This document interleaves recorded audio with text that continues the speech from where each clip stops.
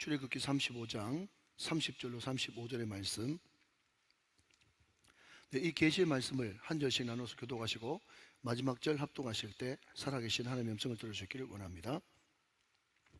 제가 먼저 30절 받들어 읽죠. 모세가 이스라엘 자손에게 이르되 볼지어다 여호와께서 유다 지파 훌의 손자요 우리의 아들인 부살레를 지명하여 부르시고 하나님의 영을 그에게 충만하게 하여 지혜와 총명과 지식으로 여러 가지 일을 하게 하시되 금과 은과 노수로 제작하는 기술을 고안하게 하시며 보석을 깎아 물리며 나무를 새기는 여러 가지 정교한 일을 하게 하셨고 또 그와 단지파의 사막의 아들 올리압을 감동시키사 가르치게 하시며 지혜로운 마음을 그들에게 충만하게 하사 여러 가지 일을 하게 하시되 조각하는 일과 세공하는 일과 청색, 자색, 홍색 실과 가는 배실로 수놓는 일과 짜는 일과 그 외에 여러 가지 일을 하게 하시고 정교한 일을 고안하게 하셨느니라. 아멘. 자, 우리 옆에 분들에게 한 번 더 기쁨으로 축복합시다. 구슬 훌쩍 뛰어넘어 베스트 인생 되세요. 시작. 구슬 훌쩍 뛰어넘어 베스트 인생 되세요. 할렐루야. 꼭 그렇게 되시기를 주님의 이름으로 축원합니다. 제가 얼마 전에 TV 프로를 보는데 말이죠. 거기에 2002년 월드컵 주역들이 또 나왔어요.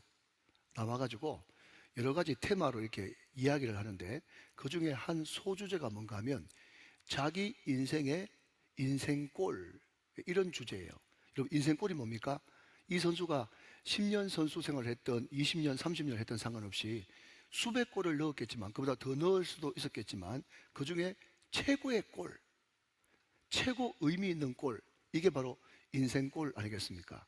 그런데 그 중에 나온 패널 중에 한 선수 출신이 이런 이야기를 했습니다. 먼저 사진을 한번 보시면요. 혹시 이 사람 압니까? 예, 안정환이라고 아시죠? 요즘에는 그냥 방송인 내지는 예능인이라고 이야기하는 것이 더 가깝지 싶은데 이 사람이 2002년 월드컵 때 이영표 선수가 센터링 해준 그 공을 우측 측면으로 백 헤딩을 해가지고 결승골을 넣었어요. 이게 월드컵 전체 골든골 중에 8위를 차지할 정도로 굉장히 유명한 골이랍니다. 그래서 자기는 이것이 인생의 골든골이다. 여러분, 이거 하고 나서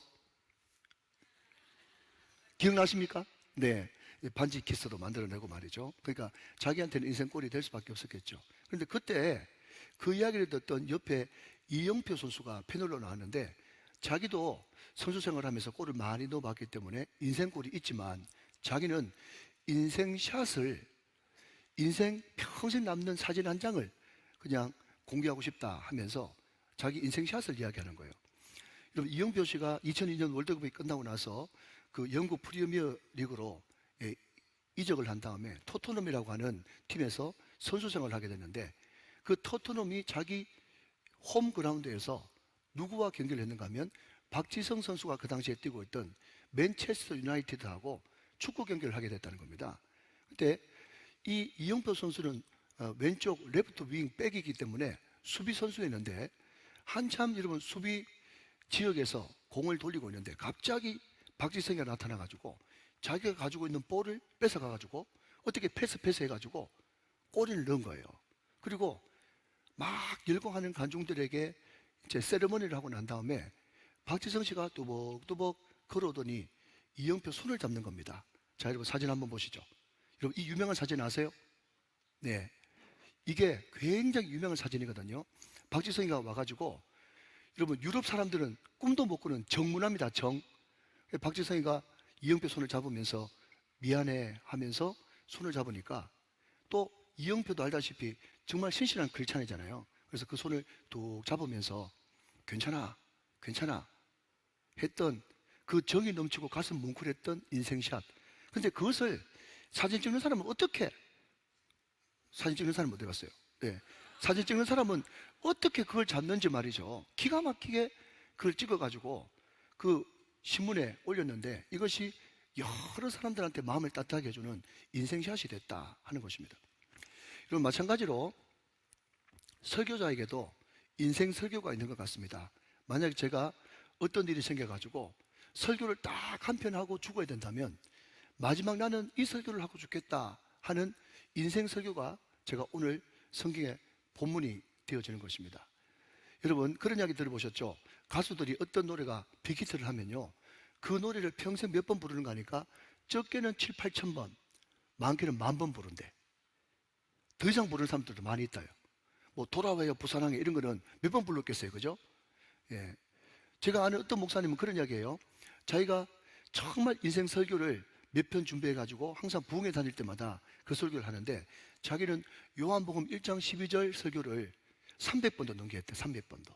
그런데 300번 설교를 해도 또 하면 또 은혜가 되고, 제가 반복해서 설교하려고 그러는데 아멘 안 하시면 또 해도 또 은혜가 되고, 또 은혜고 또 은혜가 되고 그렇다는 거예요. 사랑하는 여러분, 오늘 이 자리에 계신 분들은 이 본문 가지고 설교를 들으셨겠지만, 우리가 작년부터 전세대 통합 예배를 했기 때문에 오늘 유연부, 초등부, 중고등부 친구들은 처음 듣는 그런 설교고, 또 우리 교회는 매주마다 새 가족이 오시기 때문에 오늘 예화는 완전히 다릅니다. 예, 들어서 기억나시는 분들은 우리 교회가 여기까지 오기까지 이렇게 하나님께서 인도하셨지, 이런 마음을 가지고 말씀을 들으시고, 또 우리 교회 처음 등록하시고 한 번도 이 말씀을 안 들으신 분은 우리 우정교회 가운데 이런 역사를 하나님께서 하셨구나, 그것을 통해서 은혜가 되시길 바랍니다. 제가 자료를 쭉 찾아보니까 제가 이 설교를 2011년 5월 첫 주일 부임하면서 하게 하시는 하나님, 되게 하시는 하나님, 이 제목으로 말씀을 전했고요. 2019년 또 5월 달에 보니까 하나님께서 옹고이 지신, 옛것을 알아야 새것을 익힐 수 있다라고 하는 그런 제목으로 제가 말씀을 전했더라고요. 그래서 오늘 이 시간에 3번 말씀을 전하게 되는데요. 그러나 그럼에도 불구하고 여러분, 제가 요수아 5장을 통해서 말씀드리기를, 성경에 큰 유월절이 7번 나오는데 그 유월절 예배를 지낼 때마다 이스라엘의 새로운 분기점, 새로운 전환점이 있었다라고 말씀을 드렸습니다. 오늘 이 설교를 할 때마다 우리 교회가 새롭게 도약하고 새 시대를 열 수 있는 복된 말씀이 다 되시기를 주 예수 그리스도의 이름으로 축원합니다. 여러분, 제가 이런저런 활동을 하면서 서울에 있는 목사님도 만나보고, 또 대전에 있는 목사님도 만나보고, 또 대구에 있는 목사님도 만나봤는데, 여러분, 부흥하는 교회의 특징이 뭔가 하면요, 목사님이든 장로님이든 온 성도들이 다 영혼에 대한 애착이 있더라는 것입니다. 여러분, 제가 어제, 여러분 혹시 시간 되시면 유튜브에 박기돈이라고 하는 이름을 쳐보면 거기에 유명한 차 소개시켜주는 그런 유튜버가 있어요. 제 친구예요, 제 친구예요. 네. 그 친구가 이제 경북대 화공과를 나와가지고 태평양 화학에서 연구하는 연구원이 되었다가 자동차에 관심이 있어가지고, 원래는 처음에는 자동차 사진을 찍는 사진 작가였는데 그 뒤에 차를 너무 좋아하다 보니까 그냥 유명 차들을 타보고, 이 차의 특징은 이렇습니다, 이런 장점이 있습니다, 이런 아쉬움이 있습니다 라고 하는 시승하는 그런 유튜브를 시작했는데, 지금 조회수가 막 수십만이 되어져요. 네, 그 친구가 지금 열심히 수원에 있는 큰 교회에 청년부를 맡는 부장 집사님이 이제 되시는데 말이죠. 그 친구하고 1시간 정도 어제 대화를 하다가 그런 이야기를 합니다. 예, 목사님, 자기가 묵상하다가 이런 마음이 들었다는 거예요. 하나님은 왜 모세를, 다윗을, 솔로몬을 그렇게 편애하시는가? 하나님, 그 사람한테도 좀 주십시오. 왜 한 사람한테만 자꾸 편애하십니까? 여러분, 이런 이상한 울분 내지는 이상한 질문이 던져져야 답이 나오거든요. 무조건 아멘, 다 믿습니다, 이렇게 되면 안 된단 말이죠. 그래서 하나님 왜 모세, 다윗, 솔로몬 같은 그런 사람들을 표현하는 것 같이 사랑하십니까? 이런 질문을 던졌는데, 말씀을 묵상하니까 솔로몬이 하나님 앞에 이것저것 구할 거 많았지만은 다른 모든 세상적인 거 구하지 않고 지혜를 구했더니, 하나님께서는 그 지혜 구하는 것이 마음이 들어가지고 하나님께서 구하지 않는 부귀도 또 권력도 장수도 다 주셨다, 그런 말씀이 성경에 있거든요. 있습니다. 자, 그러면 여러분, 지혜가 도대체 뭐냐? 그러니까 궁금하니까 자꾸 이제 여러분 질문을 하고 파고드는 거예요. 그러니까 여러분, 지혜라고 하는 것이 도대체 우리가 늘 이야기하는 것처럼, 하나님 우리 아들에게 딸에게 솔로몬의 지혜를 주셔가지고 전교 1등 하게 하시고 서울대 가게 하십시오라고 하는 그 지혜인가? 그 지혜는 최소한 아닌 것 같아요, 상식적으로 생각해봐도. 그런데 이 지혜라고 하는 말을 여러분, 제가 지난번에 한번 설명을 드렸습니다만은, 지혜는요, 원어적인 의미로는요, 듣는 마음이에요. 듣는 마음.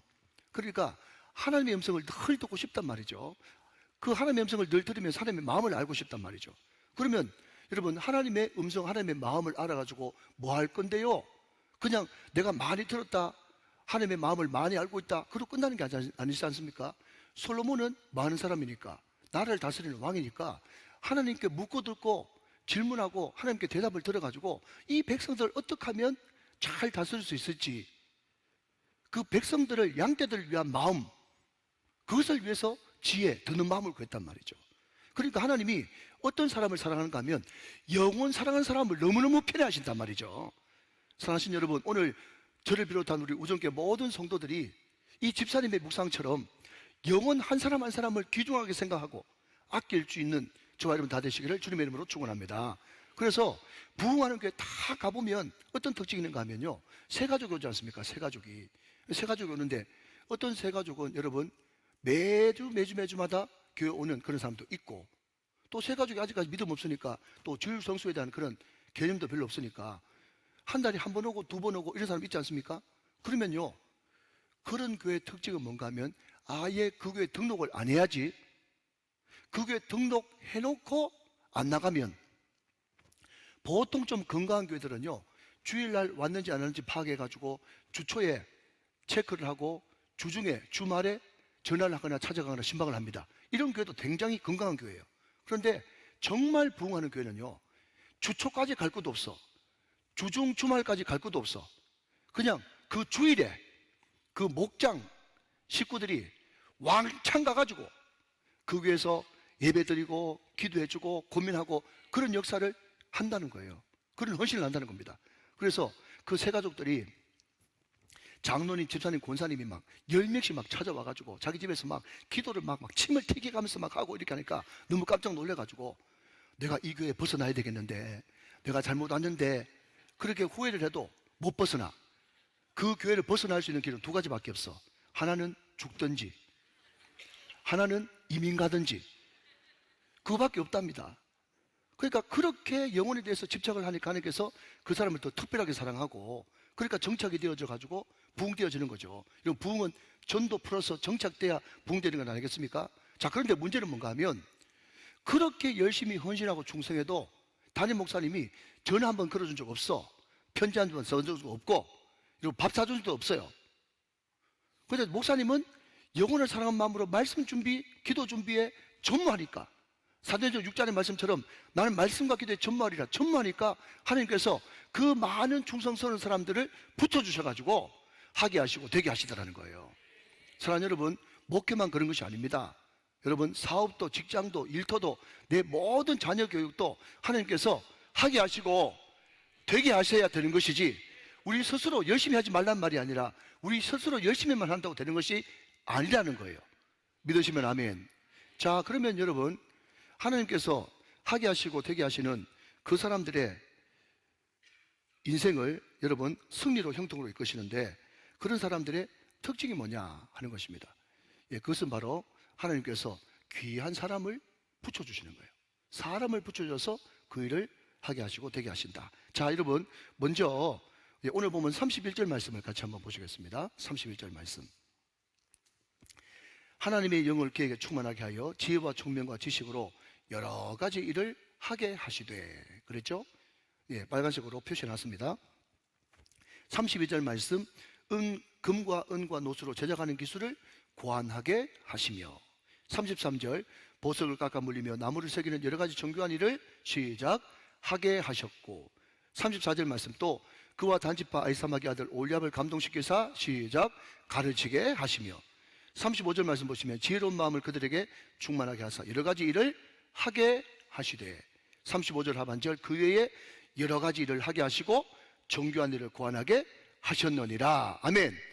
그러니까 여러분, 이 짧은 이 6절 안에 말이죠, 하게 하셨다, 되게 하셨다, 하게 하셨다, 되게 하셨다, 한 번만 더, 하게 하셨다, 되게 하셨다 라고 하는 말이 무려 7번이나 등장하고 있다는 거예요. 여러분, 오늘 본문의 배경은 뭔가 하면 모세가 시내산에 올라가서 성령 충만함을 받고 십계명 2돌판과 성막 조감도를 받아 내려온 그 배경입니다. 그런데 모세가 성령 충만, 은혜 충만 받고 와서 남전도에 조직하고 여전도에 조직하고 여러분 교회 발전 TF팀 만들고 여러분 목장 조직하고 그렇게 한 것이 아니고, 하나님께서 성막을 짓는데 가장 탁월한 은사와 성령 충만하고 기술이 좋았던 부살렐과 올리압을 붙여주셔서 그 일을 하게 하시고 되게 하셨다는 거예요. 자, 여러분 오늘 본문 30절 34절 말씀 같이 한번 보시겠습니다. 먼저 30절입니다. 모세가 이스라엘 자손에게 이르되 볼지어다 여호와께서 유다 지파 훌의 손자요 우리의 아들인 부살렐을 지명하여 부르시고, 34절 말씀 앞을 보시면서 저와 같이 읽습니다. 시작. 또 그와 단지파 아히사막의 아들 올리압을 감동시키사 가르치게 하셨다 그랬습니다. 여러분 사무엘하 23장 8절 이하에 보면 거기에 다윗의 용사들 하면서 쭉 이름이 나와 있고 마지막 39절에 햇사람 우리아라 도압이 37명이었더라 이렇게 되어 있어요. 그런데 그 8절 이하에 보니 다윗의 용사 중에서는 한 사람이 800을 당하고 한 사람이 500을 당하고 한 사람이 300을 당하고, 다윗이 그냥 속말로 내가 지금 너무 목마른데 그랬더니 병사 둘이가 가가지고 장군 둘이가 가가지고 목숨을 걸고 그 블레셋 용사들 쳐부수고 그 다윗의 우물, 다윗이 너무 좋아했던 그 우물을 길어오는 그런 목숨 건 충성된 신화 이야기가 쭉 기록되어 있습니다. 그런데 어떤 학자가 쓴 이 하나님의 나라라고 하는 책에 보면 한 사람이 800, 일당 800이죠. 한 사람이 500, 한 사람이 300을 당하는 그런 걸출한 스타들은 200년에 하나, 100년에 하나 나올까 말까 한 엄청난 장군이었다는 거예요. 여러분 그게 완전 삼국지지, 그 소설이지. 어떻게 한 사람이 800을 당하겠어요? 어떻게 500, 300을 당하겠습니까?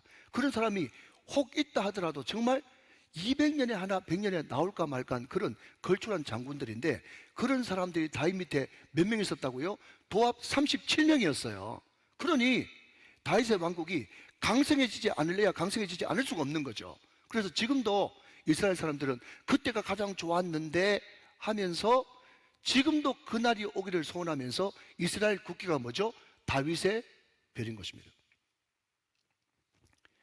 여러분 다윗에게는 장군들만 있었던 것이 아니고 정말 신령한 선지자들, 제사장들, 그런 사람들, 단, 또 나단, 갓부터 시작해가지고 수많은 그런 제사장들과 선지자들이 다윗에게 많이 붙어 있어가지고 필요할 때마다 기도해주고 필요할 때마다 조언해주고 필요할 때마다 옆에 있어줘가지고 충신의 역할을 감당했기 때문에 다윗이 그 역할을 할 수 있었던 것입니다.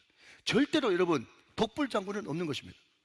여러분 로마서 16장에도 보면 거기에 바울의 사람들, 바울 곁의 사람들이라고 하는 제목으로 쭉 여러분 충성하고 헌신하는 사람들이 나왔는데 거기도 33명이 등장해요. 최소한 33명 말이죠. 여러분 어떤 사람은 바울 대신 감옥에 갇히기도 하고 어떤 사람은 바울 대신 자기의 목이라도 주려고 하는 그런 사람들이 있었기 때문에 그 사람들의 숨은 헌신과 충성과 봉사 노력으로 바울이 그렇게 위대한 하나님의 사람으로 시대의 한 시대에 여러분 획을 그을 수가 있었던 것입니다. 사랑하신 여러분, 모세가 80년 동안 연단받고 아무리 큰 영도자로 부름받았다고 할지라도 하나님은 모세 혼자 통해서 일하기를 원하지 않습니다. 하나님 모세를 통해서 출애굽시키셨고 여호수아를 통해서 가나안 정복하게 하셨고 하나님의 임재를 상징하는 이 성막을 만드는 데는 그게 가장 적합한 부살렐과 올리압을 택하고 뽑으셔서 그 사람을 통해서 그 일을 하기를 원하셨습니다. 사랑하는 여러분, 하나님이 맡기신 여러분의 사명이 있는 줄로 믿습니다.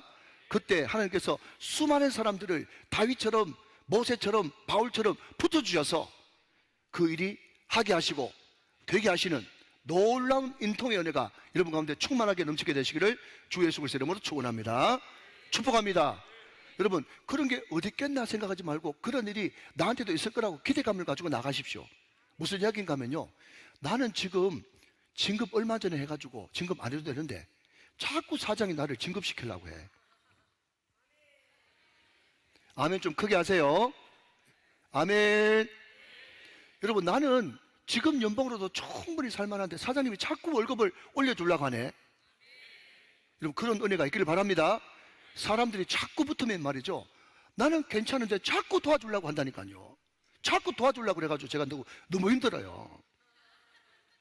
그런 역사가 여러분 하나님께서 붙여주시면 있다니까요. 그러니까 다윗이 전쟁을 할 때 다윗이 수많은 전쟁을 했는데 항상 다윗의 전쟁의 별명이 뭔가 하면 붙이시는 전쟁이에요. 하나님께서 붙이시니라. 하나님이 붙이시니라. 하나님이 붙이심으로 다윗이 어디를 가든지 이기니라. 이게 역사란 말이죠. 이런 하나님의 역사가 여러분 가운데 충만하시기를 주님의 이름으로 축복합니다. 자, 한 걸음 더 나가서 둘째로, 하나님은 어떤 일을 이루실 때 하나님께서는 재정과 물질을 붙여주십니다. 자, 여러분 한 장 더 넘어가서 출애굽기 36장 5절과 7절을 같이 보도록 하겠습니다. 5절 말씀 제가 먼저 읽겠습니다. 모세에게 말하 이르되 백성이 너무 많이 가져오므로 여호와께서 명령하신 일에 쓰기에 남음이 있나이다. 7절 저와 같이 읽습니다. 시작. 있는 재료가 모든 일을 하기에 넉넉하여 남음이 있었더라 그랬어요. 지금 성막을 짓는데, 자 여러분, 성막이라고 하는 것이 바깥으로 볼 때는 해달 가죽처럼 돼가지고 여러분 모바일 이동하는 이동식 아니겠습니까?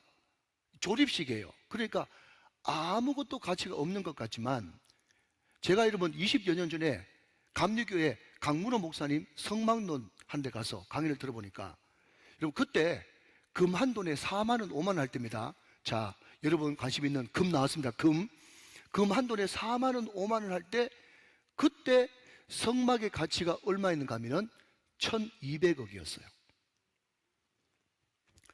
또 안 놀라시네.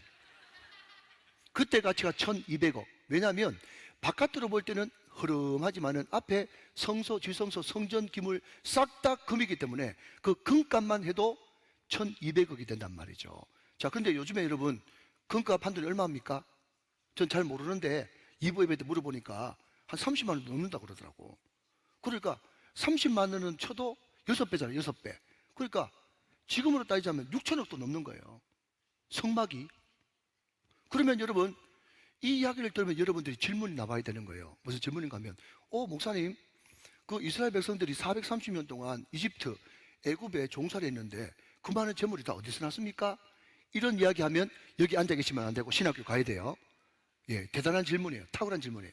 자, 칼빈 선생님은 항상 성경은 성경으로 풀어야 그것이 제대로 풀리는 건강한 성경 해석 방법이라고 이야기했습니다. 그런데 여러분 출애굽기 12장으로 쭉 넘어가면 거기에 하나님이 모세에게 뜬금없는 그런 명령을 하십니다. 너희들 그 애굽에서 나올 때 그냥 나오지 말고 애굽 사람들한테, 그 고센 사람들한테 특별히 은도, 금도, 폐물도, 옷가지도 좀 달라 해라. 그 이야기를 했어요. 모세가 백성들한테 이야기했더니, 사랑 여러분, 그 말을 믿고 순종한 사람들만 받아 나왔어요. 자, 여러분 잘 들으십시오. 한 번 순종하면 방향이 바뀌고, 두 번 순종하면 도약이 일어나고, 세 번 순종하면 역사가 나타납니다. 순종이 이렇게 중요한 거예요. 근데 여러분 그때 모세 말에 순종 안 한 사람들은요, 아무것도 국물도 없었어요. 국물도 없었다고. 설교 시간에 국물 이런 이야기 해도 되나? 아무튼 아무것도 없었어요. 아무것도. 자, 그런데 정말 그럴까 싶어가지고 믿음으로 여러분 정말 억지라는 순종이지만 순종해 봤더니 정말 주네. 정말 그런 일이 일어납니다, 순종하면. 그래서 이스라엘 백성들이 여러분 그 은도, 금도, 폐물도 또 옷가지도 챙겨왔을 때 속으로 어떤 생각을 했겠어요? 야, 하나님이 정말 좀 실망했는데 또 우리 마음을 많이 만지시네. 우리가 430년 동안 고생했다고 하나님께서 이렇게 한몫 단단히 챙겨가지고 보내주시는구만, 이렇게 생각했을지도 모르죠. 그런데 여러분 그때 받았던 은, 금, 폐물, 그것이 어디에 놔둔다니까? 어디에 쓰이는 물건인고? 성전 짓는데, 성막 짓는데 쓰인 물건이었단 말이죠. 아하, 이것을 통해서 우리가 느끼는 것은, 그래, 우리 믿는 사람들의 인생은 물질의 운반자지 물질의 종착역이 되어서는 안 되겠구나, 이 생각을 해야 된다는 거죠. 사랑하는 여러분, 또 이런 이야기 하니까 목사님이 무슨 설교하려고 저렇게 밑밥을 까시나 생각하시는 분 계신데, 절대로 설교를 오해하지 마세요. 뒤에 들어보시면 압니다. 사랑하는 여러분, 우리 하나님이 던져주는 콩고물, 하나님 사역을 순종하다가 떨어지는 여러분 떡고물은요, 내가 어떻게 하든지 돈 벌고야 말 거야 하면서 목숨 거는, 물질의 목숨 거는, 물질의 종착역을 가진 사람보다 물질의 운반자 되는 사람이 훨씬 더 풍성하게 삽니다. 이걸 믿으셔야 되는 거예요. 이것을 믿는 사람은 항상 하나님께서 주실 때마다 이것을 어떻게 좀 흘려보내지, 어떻게 좀 축복의 통로가 되지, 이것을 어떻게 이 땅에 쌓아두지 않고 좀도 없고 도덕도 없는 저 하늘나라에 쌓지, 그런 마음을 가진다는 거예요. 사랑하신 여러분, 우리 교회가 참 어렵고 힘들 때 하나님께서 저로 하여금 기도하게 하셔서 이사야 37장 30절 말씀을 주셔서 첫째는 이렇게 되고 둘째는 이렇게 되고 셋째는 심고 거두고 먹으리라, 셋째는 심고 거두고 먹으리라는 그 말씀을 주셨는데, 하나님께서 정말 신실하게도 한 번 말씀하시면 시건치 않으시는 하나님께서 1.1획도 틀리지 않게 정확하게 만 3년에 하나님께서 우리 교회 큰 건축 이후에 위기를 넘어가게 하시고 하나님께서 기적 같은 은혜를 허락해 주셨습니다. 그리고 몇 년 전에 여러분, 우리 앞에 저 놓여 있는 저 정문 땅 말이죠. 거기에 주인이 누구였는가 하면 6.25 참전용사 상위용사 할아버지예요. 홍시성을 가진. 거기에 얽힌 사인들이 많아요. 예, 그거 듣고 싶은 분들은 다음 금요 기도회 때 속편을 들려드리도록 하겠습니다. 이 주일 낮에는 그런 말 못해요. 근데 이분이 말이죠, 우리 교회 와가지고 괌 지르고 땡깡을 부리고 희한했거든요. 제가 처음 부임할 때 얼마 안 돼가지고. 그런데 여러분, 이런 이야기 들어보셨습니까? 한 세대는 오고 한 세대는 간다고. 그 할아버지가 이제 그 이후에 땡깡 부리던 그 이후에 10여 년이 지나니까 요양병원을 가게 됐네. 거기도 또 사인이 많은데 다 접고. 그래서 이 할아버지가 얼마나 믿음이 좋은지 부동산 하는 분을 통해 가지고 내가 죽기 전에 이것을 팔아 가지고 내 아내하고 내 딸한테 이 재산을 물려주려고 그러는데, 우정교회 아니면 살 사람이 어딨냐 그러는 거예요. 우린 돈 하나도 없는데. 믿음이 더 좋아, 믿음이 더 좋아. 그래가지고 제가 기도했어요. 하나님, 이거 우리 땅도 있으니까 이거 억지로 살 건 아닌데 하나님 기도해 봅니다 하면서 기도를 제가 오랫동안 했어요. 그때 정확하게 열왕기상 12장 말씀, 로보암 말씀 주셨어요. 그때 너는 젊은 친구들 말고 늙은 대신들을 다 불러라, 그 말씀을 주시길래, 아하, 하나님께서 우리 장로님들 이야기를 한번 다 들어보시라고 하는갑다 싶어가지고 제 나름대로 하나님의 사인을 구했어요. 어떤 사인을 구했는가 하면 우리 장로님들 다 모여가지고 한마디씩 다 들어보는데 한 사람이라도 반대하면 난 안 한다. 장로님 맞죠? 이상봉 장로님 맞죠? 네, 맞죠? 다 맞습니다. 그런데 장로님들이 쭉 돌아가면서 한마디씩 다 하는데 한 사람도 반대를 안 하시는 거예요. 우리 장로님들이 제 믿음보다 더 좋아.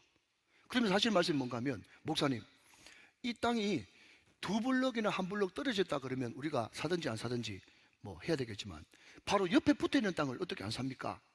하면서 당연히 사야 된다고 그러는 거예요. 제가 그걸 하나님 목소리를 들었어요. 그래서 그때 우리가 전혀 작정하거나 또 억지로 제가 흥건 강요하지 않고 기도만 해가지고 샀습니다. 할렐루야. 그것도 굉장히 좋은 가격으로 하나님께서 우리에게 안겨주신 거예요. 제가 지금 무슨 주제를 이야기하고 있죠? 하나님께서 함께 하시면 하게 하시고 되게 하신다는 것을 지금 이야기하고 있는 겁니다. 여러분, 우리가 땅 살려고 여러분 발버둥 친 적 한 번도 없어. 이게 우리가 역사예요. 잘 들으세요, 여러분. 자, 여러분, 몇 달 전에 여러분 아시는 대로 우리 교회가 농협에서 수협으로 은행을 이제 갈아탔어요.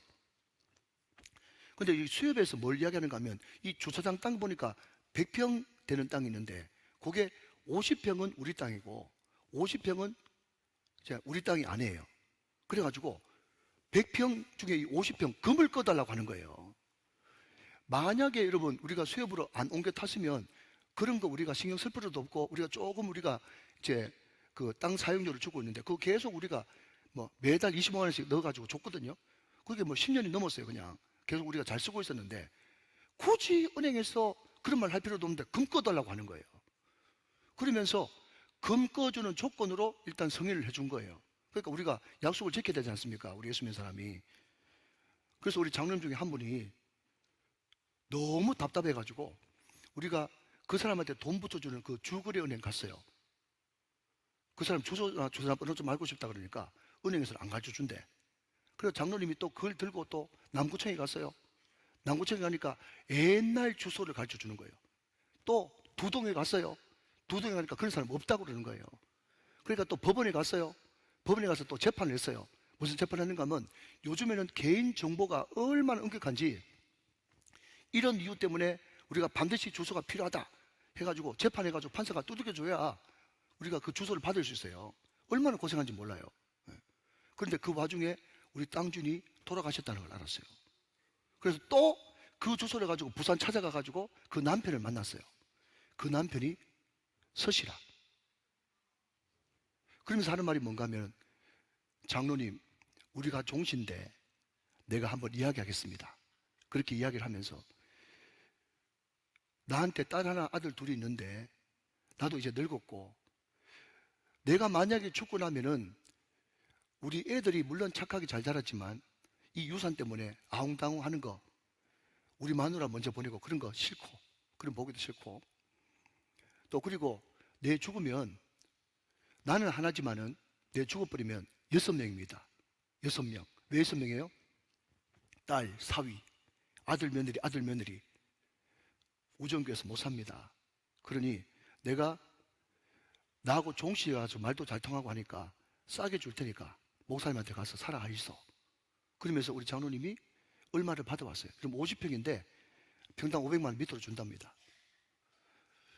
근데 여러분 그것은 우리가 앞으로 주택타워를 만들어도 그렇고 또 거기에 소위 말해서 그 사람들이 뭐라도 이렇게 만들어 놔버리면 우리 교회는 주차할 데가 없는 거예요. 그래서 필수 가결하게 사야 되고 그 사람이 얼마든지 더 달라 그러면 우리가 완전 막 코가 깨어가지고 돈 더 주고라도 사야 되는 어차피 사야 되는 그런 땅인데 이분이 마음을 활짝 열고 싸게 준다고 먼저 사라고 그렇게 우리한테 제안을 해왔어요. 제가 그 이야기를 듣고 하나님 앞에 기도했죠. 기도하니까 하나님께서 여호수아 9장 말씀을 주시면서 하시는 말씀이 너 여호수아 9장 말씀에 기본 족속들이 와서 여호수아한테 화친 맺자 할 때 하나님 앞에 안 물어보고 기도도 안 해보고 화친을 덜컥 했다가 두고 후회하는 거 봤지? 그 말씀을 주시면서 성도들 하여금 여러분 대대적으로 기도를 하라고. 사랑하는 여러분, 돈 적다고 아니면 우리 힘으로 얼마든지 할 수 있다고 여러분 자신감 가지고 살다가는 큰일 납니다. 여러분 우리는 항상 자신감이 아니라 주신감으로 살아야 될 줄을 믿습니다. 자, 한번 따라 하시기 바랍니다. 자신감이 아니라 주신감. 시작. 자신감이 아니라 주신감. 여러분 제가 늘 우리 환우들한테 이야기하는 것도 뭔가 하면 집사님 염려하지 마십시오. 아무리 말기암이라고 할지라도 하나님께서 함께 하시면 얼마든지 그것이 깨끗하게 감기처럼 나을 수 있습니다. 그런데 감기라도 이거 약 먹으면 남겠지 내가 뭐 하면 낫겠지 하면서 인간적인 방법으로 하려고 그러면요 그게 열흘을 갈지 한 달을 갈지 아무도 모르는 거예요. 지금 우리 문다인 성도를 위해서 기도하고 있는데 문다인 성도가 여러분 전이 됐다고 하는 의사가 분명히 전이 됐다고 하는 그것도 막상 여러분 수술해서 열어보니까 전이가 안 됐다고 그러잖아요. 하나님께서 하시면 됩니다. 하나님께서 하시면 되고 하나님께서 안 하시면 아무것도 안 되는 거예요. 그래서 제가 하나님 앞에 기도하면서 주님 네 얼마든지 간에 제가 기도하겠습니다. 기도하고 하나님께서 주신 마음으로 자원함으로 기쁨으로 감사함으로 하나님 앞에 나가겠습니다. 그렇게 기도를 했죠. 사랑하신 여러분, 시대가 아무리 거꾸로 돌아가도요 최소한 주의 종이 강단에서 하는 말은 지켜야 되는 것입니다. 제가 강단에서 뭐라고 얘기했습니까? 우리 교회는 선교 헌금 외에는 작정 없다. 분명히 말씀드렸어요. 선교 헌금은 하나님께서 축복을 끌어들일 수 있는 그런 놀라운 통로이고 하나님께서 선교를 기뻐하시고 또 이 선교를 우리 자녀들한테도 가르쳐 줘야 되기 때문에 여러분 매년마다 우리는 선교 헌금은 작정합니다. 1월달 안에 말이죠. 그렇지만 여러분 우리가 100억 공사를 하든 200억 공사를 하든 2억 공사를 하든 20억 공사를 하든 그 외의 모든 것은 다 기도하고 주님께서 주신 마음 가지고 우리는 자원으로 기쁨으로 감사함으로 하는 거예요. 사랑하는 여러분 헌금 안 하셔도 괜찮습니다. 그러나 기도는 반드시 하셔야 됩니다. 기도하면 은혜 받고 은혜 받으면 믿음 생기고 믿음 가지고 여러분 우리가 충분히 어떤 일을 하든지 간에 집안일이든 교회일이든 어떤 일이든 간에 충분히 기도하면 여러분 은혜 받거든요. 예, 은혜가 이 마음에 믿음이 쌓인단 말이죠. 그래서 내 마음 안에 먼저 믿음이 건축되고 난 다음에 믿음으로 드리는 그 물질을 통해서 하나님 일을 해야 되는 것이지 여러분 인간적으로 여러분 강요하고 짜낸다고 되는 것이 아니라는 것을 저는 너무 잘 알고 있습니다. 사랑하는 여러분 저부터 앞장서겠습니다. 제가 믿음으로 드린 이 헌금이 마중물이 돼가지고 하나님께서 그 예물을 기쁘게 받으신다면 하나님께서 더 크게 하게 하시고 되게 하시는 역사가 일어날 줄로 믿습니다. 여러분 내일부터 하는 특별 새벽기도에 다 같이 나오셔서 하나님께서 가장 순적하고 아름답게 또 그 주인의 마음이 변하지 않게 또 주님 마음을 감동시키셔서 또 우리에게 정말 헌금하는 마음으로 드릴 수 있도록 여러분 기도해 주시기를 주님의 이름으로 축원합니다. 자, 마지막으로 여러분 오늘 성경 본문 말씀을 보면서 제가 참 큰 은혜 받은 것은 30절 말씀입니다. 자, 30절 말씀 같이 한번 보시죠. 모세가 이스라엘 자손에게 이르되 볼지어다 여호와께서 유다 지파 훌의 손자요 우리의 아들인 부살레를 지명하여 부르셨다 그랬습니다. 자, 여러분 저를 한번 보시죠. 이제 마무리해 가겠습니다. 유대인들이 가장 신뢰하고 또 가장 경외심을 가진 그런 경전이 탈무드입니다. 탈무드를 많이 들어보셨잖아요. 근데 그 탈무드의 전신이 뭔가 하면요, 미드라시라고 하는 구전입니다.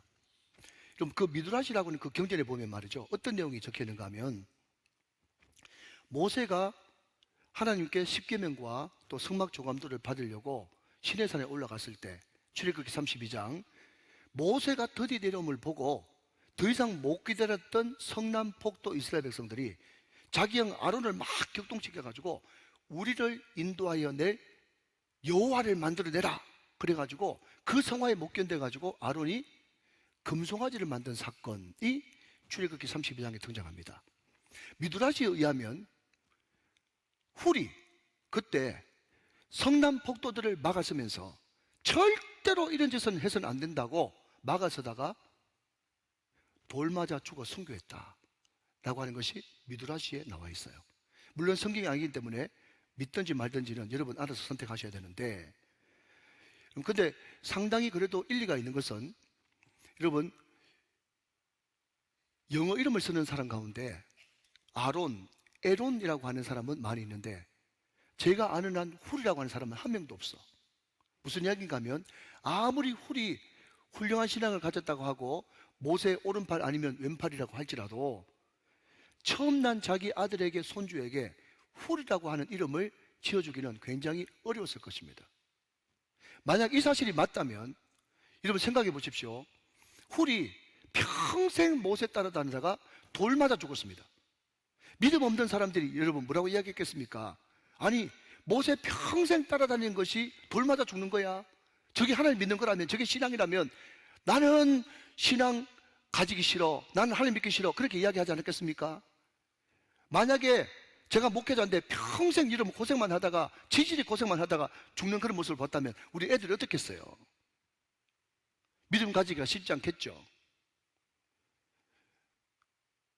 그러나 여러분 중요한 것은 오늘 하나님의 임재를 상징하는 이 성막 짓는데 누구를 하나님께서 지명하였단 말을 다른 말로 바꾸면 콕 집어 얘야 이 사람이야 라고 했던 그 사람이 바로 누군가 하면 아멘 하시기 바랍니다. 훌의 손자요, 훌의 손자요, 우리의 아들인 부살레를 지명하여 부르셨단 말이죠. 여러분 사람들은요 저게 믿음이야, 저게 신앙이야, 하나님 평생 믿은 것이 저게 전부야, 모세를 위해서 땀을 흘리고 눈물 흘리고 피를 흘리는 게 저게 전부야. 사랑하신 여러분, 오늘 이 자리에 계신 우리 장로님, 권사님, 집사님들 제가 다 알고 있어요. 여러분 친구들 있었죠? 근데 세상 친구들 다 떨어졌죠? 세상 친구들 왜 떨어졌는지 제가 알아요. 왜 떨어졌습니까?